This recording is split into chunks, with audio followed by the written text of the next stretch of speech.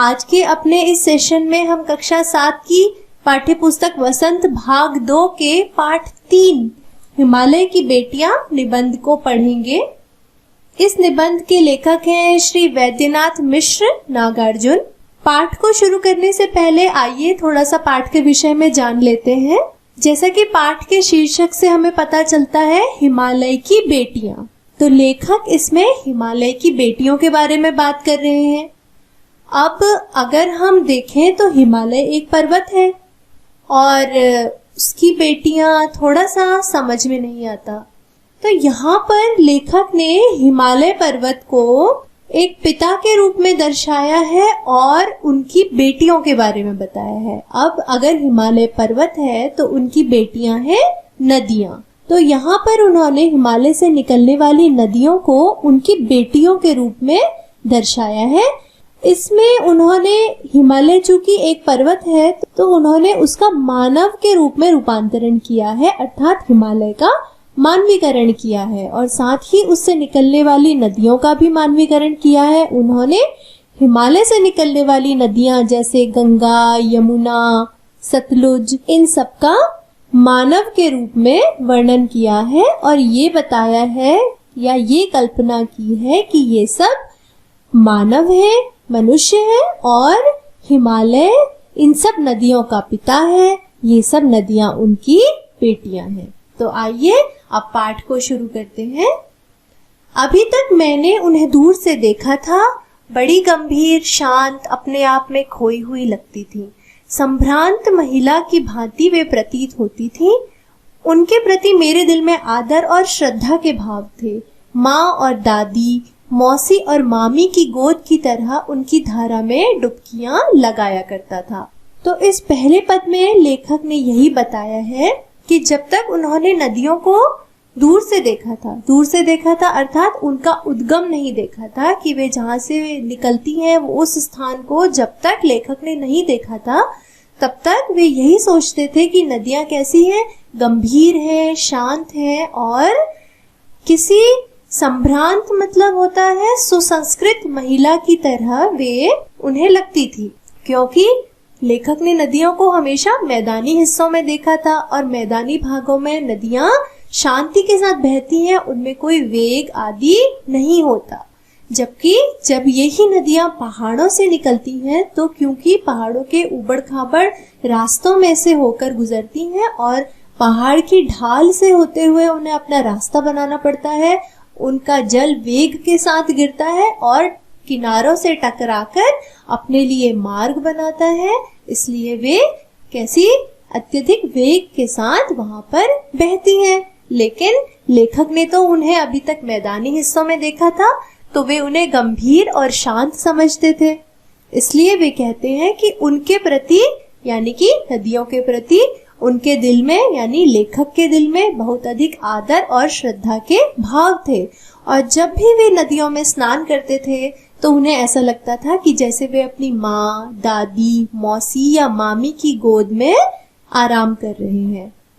फिर आगे वे लिखते हैं, परंतु इस बार जब मैं हिमालय के कंधे पर चढ़ा तो वे कुछ और रूप में सामने थी।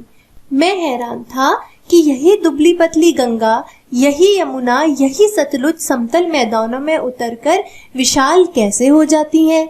इनका उछलना, कूदना, खिलखिलाकर लगातार हंसते जाना, इनकी यह भावभंगी, इनका यह उल्लास कहाँ गायब हो जाता है मैदान में जाकर। किसी लड़की को जब मैं देखता हूँ, किसी कली पर जब मेरा ध्यान अटक जाता है तब भी इतना कौतूहल और विस्मय नहीं होता जितना कि इन बेटियों की बाल लीला देखकर। आगे लेखक बताते हैं कि जब उन्हें हिमालय पर्वत घूमने का मौका मिला यानी वे हिमालय की तरफ जब ऊंचे पहाड़ों की तरफ घूमने गए तो उन्होंने क्या देखा? उन्होंने ये देखा कि जो गंगा नदी की दुबली पतली सी धारा उन्हें निकलती हुई पहाड़ों से निकलती हुई दिख रही है, वही मैदान में जाकर कैसी चौड़ी और शांत हो जाती है, इतनी विशाल हो जाती है। ये कैसे होती है? इनका उछलना, कूदना, लगातार खिलखिलाकर हंसते जाना, इनकी ये भाव भंगिमा, इनका उल्लास कहाँ गायब हो जाता है? मैदानों में जाकर। अर्थात जब पहाड़ों में नदियां निकलती हैं तो वे ऊंचे पहाड़ों से झरनों के रूप में, प्रपात के रूप में उछलती कूदती मचलती सी हमें दिखाई देती हैं और उनकी जलधारा बहुत पतली दिखती है और इतना वेग होता है उस जलधारा में कि यदि कोई कभी उनको देखे या अगर हम उनका मानवीकरण करें या उन्हें किसी मनुष्य के रूप में देखें तो हमें उनके जल का वेग ऐसा लगेगा जैसे कोई हंस रहा है। उस गिरते हुए जल में जो आवाज होती है वो ऐसा लगता है जैसे कोई हंस रहा है या फिर कोई चंचलता प्रदर्शित कर रहा है। लेखक आगे लिखते हैं कि जब वे किसी लड़की को देखते हैं या जब किसी सुंदर पुष्प की कली पे उनका ध्यान अटक जाता है तभी भी उन्हें इतना कौतूहल नहीं होता जितना कि उन्हें इन बेटियों की बाल लीलाएं देखकर। बेटियां कौन है? ये नदियां। और बाल लीलाएं क्यों कहा गया है? क्योंकि ये हिमालय से निकल रही है। जैसे कोई बालिका जब अपने पिता के घर में होती है या अपने बचपन के स्वरूप में होती है तो वे कितनी चंचल और कितनी चुलबुली और कितनी ज्यादा उसके अंदर क्षमताएं होती हैं, इतनी ज्यादा ऊर्जा होती है उसके अंदर।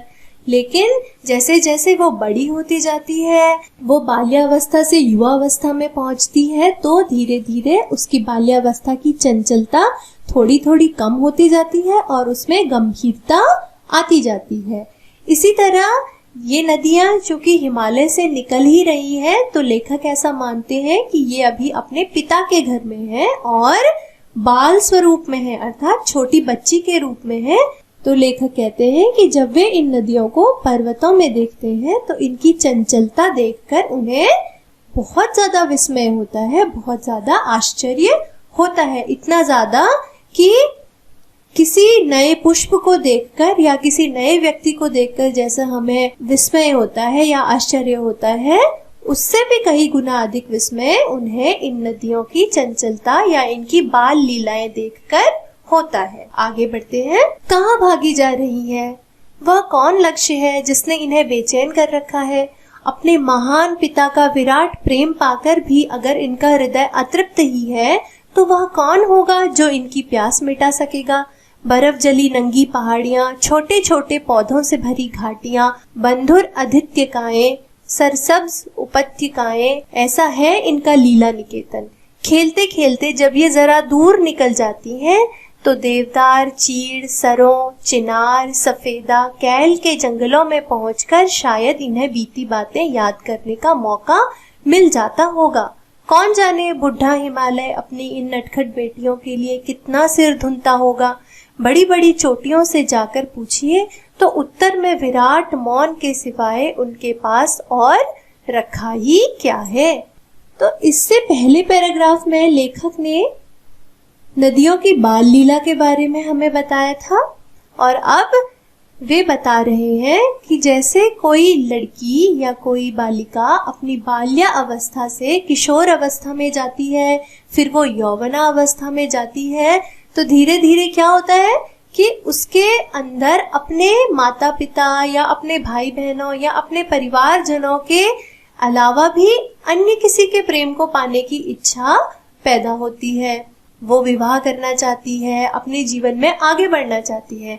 इसी तरह लेखक कहते हैं कि ये नदियां भी जो हिमालय में रहते हुए अपने बाल्यकाल में जीती हैं, तो वो कौन सा ऐसा लक्ष्य है या वो कौन है जिसके प्रेम को पाने के लिए ये अपने बाल्यावस्था को छोड़कर आगे की तरफ बढ़ रही हैं।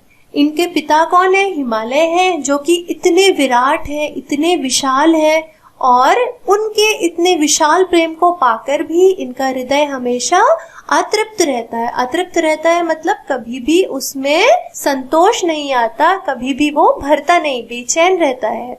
तो आखिर ऐसा कौन है जो कि इनकी इस प्यास को मिटा सकेगा या इनके इस प्रेम को पूर्ण करेगा? ऐसा वो कौन है?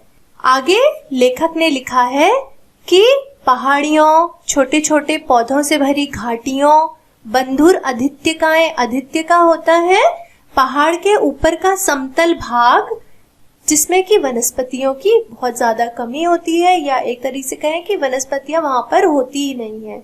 फिर सरसब्ज उपत्यकाएं, सरसब्ज मतलब होता है हरी भरी और उपत्यका होता है घाटी।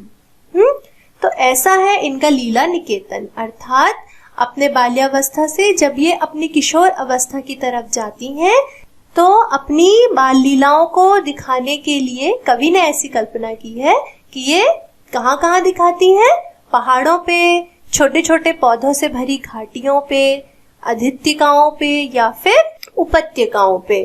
यहाँ पर ये क्या करती हैं, ऊपर नीचे बहती हैं, टेढ़े मेढ़े मार्गों से होकर अपना रास्ता बनाती हैं, और इन सभी क्रियाओं को ही लेखक इनकी बाल लीलाएं कहता है। तो वे कहते हैं कि हिमालय की गोद से ये निकलती हैं, तब ये इनकी बाल्यावस्था होती है। फिर जब किशोरावस्था में जाती हैं तो पहाड़ों, घाटियों आदि में खेलते खेलते ये अपनी बाल लीलाएं दिखाती हैं, और फिर जब ये अपनी यौवना अवस्था में जाती हैं तो कहाँ पहुंच जाती हैं, देवदार, चीड़, सरों, चिनार, सफेदा यूकेलिप्टस, कैल आदि के जंगलों में पहुंच जाती हैं। और तब कभी जाकर शायद इन्हें अपनी बीती हुई बातें यानी अपना बचपन याद आता होगा। और फिर आगे क्या लिखा है, कौन जाने बुढ़ा हिमालय अपनी इन नटखट बेटियों के लिए कितना सिर धुनता होगा। जैसे जब किसी भी कन्या का या किसी भी लड़की का विवाह हो जाता है तो उसके विवाह के बाद उसके माता पिता के घर में बहुत शांति छा जाती है, और उसके माता पिता हमेशा अपनी बेटी की चिंता में लगे रहते हैं कि हमारी बेटी कैसी होगी, उसके क्या हाल होंगे, है ना। तो इसी प्रकार क्योंकि ये सारी नदियां हिमालय की बेटियां हैं, तो जब ये हिमालय को छोड़कर आगे बढ़ जाती हैं तो इनका पिता बूढ़ा हिमालय अपनी इन नटखट बेटियों के लिए हमेशा परेशान रहता होगा या इनकी हमेशा चिंता करता होगा। यहाँ पर हम आपको फिर से बता दें कि लेखक ने हिमालय को नदियों का पिता और नदियों को हिमालय की बेटी बनाया है। उन्होंने इन सब का मानवीकरण किया है। फिर उसने लिखा है कि हिमालय की बड़ी बड़ी चोटियों से अगर कोई जाके पूछे तो उसके उत्तर में उन्हें एक विशाल मौन यानी कि शांति के अलावा और कुछ नहीं मिलेगा, वो इसका कोई जवाब नहीं दे सकते। आगे सिंधु और ब्रह्मपुत्र, ये दो ऐसे नाम हैं जिनके सुनते ही रावी, सतलुज, व्यास, चनाब, झेलम, काबुल, इसका नाम कुभा भी है, कपिशा, गंगा, यमुना, सरयू, गंडक, कोसी आदि हिमालय की छोटी बड़ी सभी बेटियां आंखों के सामने नाचने लगती हैं। वास्तव में सिंधु और ब्रह्मपुत्र स्वयं कुछ नहीं है। दयालु हिमालय के पिघले हुए दिल की एक एक बूंद न जाने कब से इकट्ठा होकर इन दो महानदों के रूप में समुद्र की ओर प्रवाहित होती रही है। कितना सौभाग्यशाली है वह समुद्र जिसे पर्वतराज हिमालय की इन दो बेटियों का हाथ पकड़ने का श्रेय मिला। अब आगे लेखक ने बताया है सिंधु और ब्रह्मपुत्र नदी के बारे में। सिंधु नदी जो है ये पंजाब प्रांत की तरफ से बहते हुए सागर में मिलती है, और इसी तरह ब्रह्मपुत्र जो है वो तिब्बत, भारत और बांग्लादेश की तरफ से बहते हुए अरब सागर में गिर जाती है। चूंकि सिंधु और ब्रह्मपुत्र दो क्या है, महानद है। महानद अर्थात जो छोटी छोटी नदियों से मिलके बने हैं उन्हें महानद कहा जाता है। तो इन दो नदियों के नाम को सुनते ही हमें रावी, सतलुज, व्यास, चनाब, झेलम, काबुल, कपिशा, गंगा, यमुना, सरयू, गंडक, कोसी, हिमालय की इन सभी बेटियों की याद आती है, क्योंकि सिंधु और ब्रह्मपुत्र स्वयं में कुछ भी नहीं है। इनका निर्माण कैसे हुआ है, दयालु हिमालय के पिघले हुए दिल की एक एक बूंद, अर्थात दयालु हिमालय का दिल क्या है, हिमालय का दिल क्या है, हिमालय का दिल है उसमें जमी हुई बर्फ। हिमालय में जो बर्फबारी लगातार होती रहती है वही बर्फ की कणें या बर्फ की बूंदें धीमे धीमे पानी के रूप में पिघलती हैं, एक एक बूंद जमा होती है और उसके बाद फिर क्या होता है, ये दो महानद तैयार होते हैं। अब ये दो महानद ही नहीं बल्कि हिमालय से निकलने वाली सभी नदियां इसी प्रकार बनती हैं या नदी का रूप लेती हैं। बर्फ की छोटी छोटे कण जब पिघल के जल के रूप में एकत्रित होते हैं, तभी तो वे नदी के रूप में आगे बढ़ते हैं। यहाँ पर लेखक यही बताना चाहते हैं कि हिमालय रूपी पिता अपनी इतनी प्रेम से पाली हुई बेटियों को क्या करते हैं, आगे प्रवाहित होने के लिए भेज देते हैं। क्यों? क्योंकि आगे जाकर उन्हें किससे मिलना होता है? समुद्र से मिलना होता है। इसीलिए लिखा है कि वह समुद्र बहुत ज्यादा सौभाग्यशाली है, जिसको हिमालय की इन दो बेटियों का हाथ पकड़ने का श्रेय मिला, अर्थात जिसके साथ हिमालय की इन दो बेटियों का क्या होता है? मिलन होता है। आगे बढ़ते हैं। जिन्होंने मैदानों में ही इन नदियों को देखा होगा, उनके ख्याल में शायद ही यह बात आ सके कि बूढ़े हिमालय की गोद में बच्चियां बनकर ये कैसे खेला करती हैं। अब जिन्होंने नदियों को सिर्फ मैदानी भागों में देखा है, वे तो उनके स्वरूप को बिल्कुल ही नहीं पहचान पाएंगे अगर वे उन्हें पहाड़ों में देखें, क्योंकि पहाड़ों में वे इतने वेग से बहती हैं कि कोई कल्पना नहीं कर सकता कि यही नदियां मैदानों में आकर इतनी शांत हो जाती हैं। इसीलिए लिखा गया है कि शायद जिन्होंने उन्हें मैदानी भागों में देखा हो, वे ये कल्पना नहीं कर सकते कि जब ये बच्चियां या ये नदियां अपने पिता यानी हिमालय की गोद में अर्थात हिमालय की पहाड़ियों में बहती हैं, तब ये बालिका के रूप में है तो कितना सुंदर खेल दिखाती हैं। आगे बढ़ते हैं। माँ बाप की गोद में नंग धड़ंग होकर खेलने वाली इन बालिकाओं का रूप पहाड़ी आदमियों के लिए आकर्षक भले न हो, लेकिन मुझे तो ऐसा लुभावना प्रतीत हुआ वह रूप कि हिमालय को ससुर और समुद्र को उसका दामाद कहने में कुछ भी झिझक नहीं होती है। आगे लेखक कहना चाहते हैं कि जिस प्रकार अपने बाल्यकाल में नंग धड़ंग रूप में भी बच्चों को उनके माता पिता अत्यधिक प्रेम करते हैं और उनकी बाल लीलाओं से अत्यधिक आनंदित होते हैं, अत्यधिक खुश होते हैं, ऐसे ही लेखक ने लिखा है कि अपने पिता हिमालय की गोद में अल्हड़ रूप में खेलने वाली इन नदियों को, इन बालिका रूपी नदियों का रूप वहां रहने वाले, कहाँ रहने वाले? हिमालय पर, हिमालय की पहाड़ियों पर रहने वाले व्यक्तियों के लिए आकर्षक भले ही ना हो, आकर्षक नहीं हो सकता। क्यों नहीं हो सकता? क्योंकि वे तो इन नदियों को रोज देखते हैं। अब जो लेखक हैं वे तो मैदानी भाग से पर्वतीय भाग में पहुंचे हैं, तो वहां वो नदियों का अलग ही स्वरूप देख रहे हैं, लेकिन पर्वतीय भाग में रहने वाले लोगों ने तो सदा ही उन नदियों को उसी रूप में देखा है कि वे चंचल हैं, अत्यधिक वेग के साथ बहती हैं, खिलखिलाकर हंसती हैं, तो इसलिए वहां रहने वाले लोगों के लिए वो रूप बिल्कुल भी लुभावना भले ही नहीं होगा, लेकिन लेखक को वो रूप इतना अधिक लुभावना प्रतीत होता है कि वे समुद्र को इन नदियों का पति अर्थात हिमालय का दामाद कहते हैं और हिमालय को समुद्र का श्वसुर अर्थात इन नदियों का पिता कहते हैं, और इसमें उन्हें कोई भी झिझक नहीं होती है। आगे लेखक ने लिखा है, कालिदास के विरही यक्ष ने अपने मेघदूत से कहा था, वेत्रवती बेतवा नदी को प्रेम का प्रतिदान देते जाना, तुम्हारी वह प्रेयसी तुम्हें पाकर अवश्य ही प्रसन्न होगी। यह बात इन चंचल नदियों को देखकर मुझे अचानक याद आ गई और सोचा कि शायद उस महाकवि को भी नदियों का सचेतन रूपक पसंद था। दरअसल जो भी कोई नदियों को पहाड़ी घाटियों और समतल आंगनों के मैदानों में जुदा जुदा शक्लों में देखेगा, वह इसी नतीजे पर पहुंचेगा। अब मानवीकरण की ये परंपरा लेखक ने ही अपने लेख में शुरू नहीं करी है। ये परंपरा काफी पुराने समय से चली आ रही है। कब से? महाकवि कालिदास के समय से।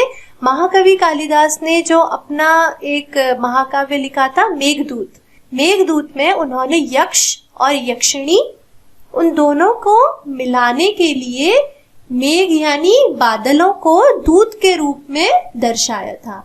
उसमें ये दिखाया गया था कि यक्ष जो है वो अपनी यक्षिणी को संदेश भेजते हैं और इस कार्य के लिए वे मेघ यानी बादलों को अपना दूत बनाते हैं। वो बादलों से कहते हैं कि तुम मेरा संदेश लेकर यक्षिणी के पास जाओ। तो उसमें भी कहीं पर ये वर्णन आता है कि यक्ष उस मेघ से या उस बादल से जो कि उसका संदेशा लेकर यक्षिणी के पास जा रहा है, क्या कहते हैं, वेत्रवती यानी बेतवा नदी, जिसको आज के समय में हम बेतवा कहते हैं, प्राचीन काल में उसको वेत्रवती कहा जाता था।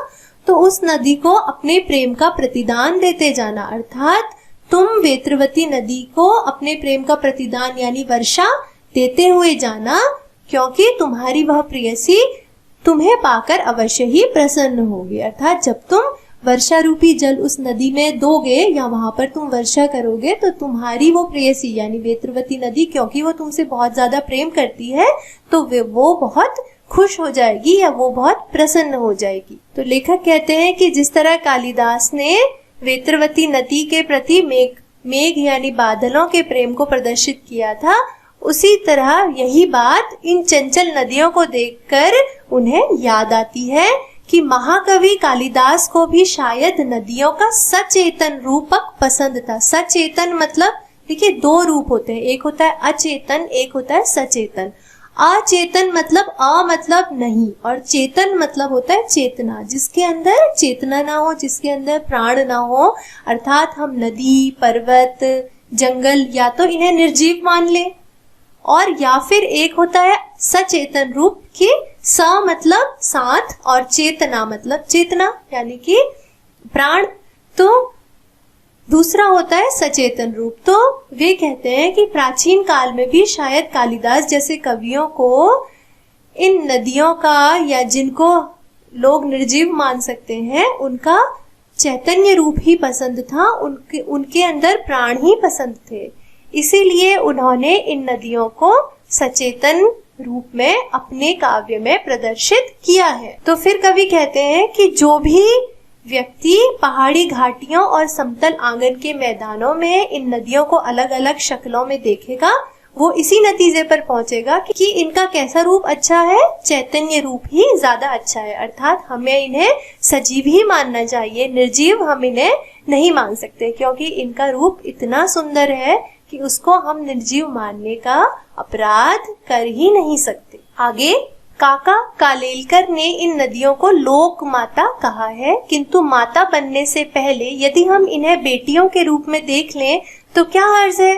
और थोड़ा आगे चलिए, इन्हीं में अगर हम प्रेयसी की भावना करें तो कैसे रहेगा। ममता का एक और धागा भी है जिसे हम इनके साथ जोड़ सकते हैं। बहन का स्थान कितने कवियों ने इन नदियों को दिया है। एक दिन मेरी भी ऐसी भावना हुई थी। थोलिड तिब्बत की बात है, मन उचट गया था, तबीयत ढीली थी, सतलुज के किनारे जाकर बैठ गया। दोपहर का समय था, पैर लटका दिए पानी में। थोड़ी ही देर में उस प्रगतिशील जल ने असर डाला, तन और मन ताजा हो गया, तो लगा मैं गुनगुनाने। इस अंतिम पद में लेखक ने ये कहा है कि केवल पुराने समय के कवियों ने ही इनका मानवीकरण नहीं किया, नए समय के कवि भी इनका मानवीकरण करते हैं। तो उसी के रूप में उन्होंने बताया है कि काका कालेलकर ने भी इन नदियों को क्या कहा है, लोक माता। लोक मतलब संसार और माता मतलब जो माँ है, जो जननी है, अर्थात संसार की जननी नदी है। क्यों है? क्योंकि हम देखते हैं कि मानव ने जब प्रारंभिक समय से भी विकास किया तो जल ही उसका जीवन रहा है। एक नारा भी आता है, ये जल ही जीवन है, अर्थात जहाँ जल नहीं है वहाँ जीवन नहीं है। पृथ्वी में जीवन क्यों है? क्योंकि यहाँ पर पानी की अधिकता है, पानी है लोगों के लिए, इसीलिए यहाँ पर जीवन है।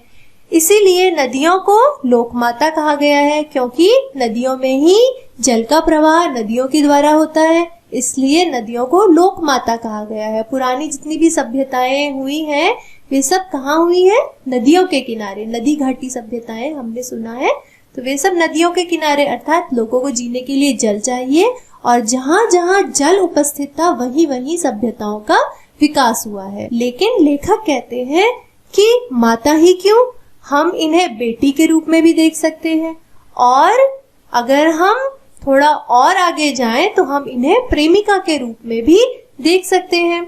और ममता का एक और स्वरूप भी है जो हम इनको दे सकते हैं, वो है बहन का स्वरूप।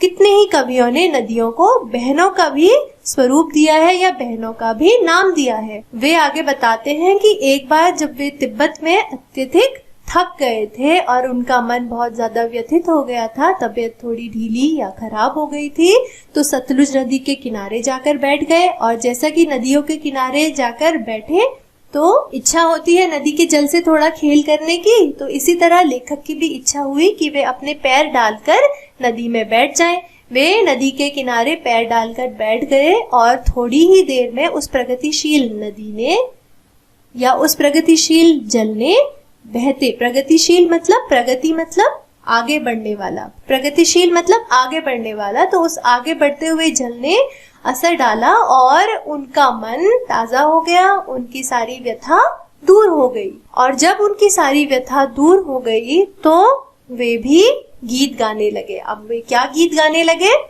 जय हो सतलुज बहन तुम्हारी, लीला अचरज बहन तुम्हारी, हुआ मुदित मन हटा खुमारी, जाऊं मैं तुम पर बलिहारी।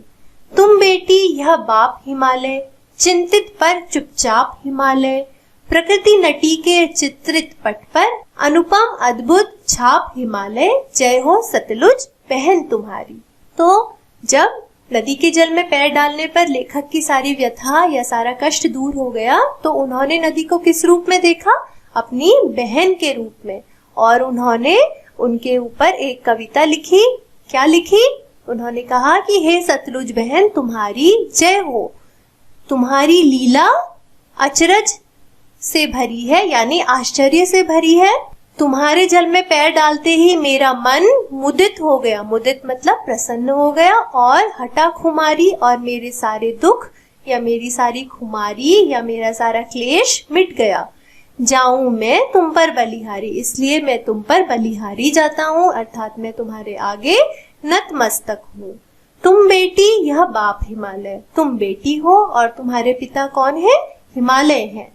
चिंतित पर चुपचाप हिमालय, और हिमालय सदैव तुम्हारे लिए, क्योंकि तुम उनकी पुत्री हो तो इसलिए वे सदैव तुम्हारे लिए चिंतित तो रहते हैं, लेकिन वे शांत हैं या वे चुप हैं। प्रकृति नटी के चित्रित पट पर, अनुपम अद्भुत छाप हिमालय। ये शांत हिमालय जो है ये प्रकृति रूपी नटी, नटी अर्थात जो नट अपना खेल दिखाते हैं, नटी, उनके द्वारा बनाए गए सुंदर चित्र पर अनुपम यानी कि जिसकी कोई उपमा नहीं दी जा सकती, जो सबसे अलग है, जो अपने में अनूठा है और अद्भुत है। अद्भुत है मतलब निराला है। क्या? हिमालय। तो ये हिमालय पर्वत जो है, जो तुम्हारे लिए चिंतित रहता है लेकिन शांत है, वो क्या है? प्रकृति रूपी नटी के द्वारा बनाए गए चित्र पर एक अनुपमेय और सुंदर निराली छाप के रूप में स्थित है या छाप के रूप में दर्शाया गया है। जय हो सतलुज बहन तुम्हारी, हे सतलुज बहन तुम्हारी जय हो। तो आज हमने हिमालय की बेटियां पाठ को पढ़ा और समझा।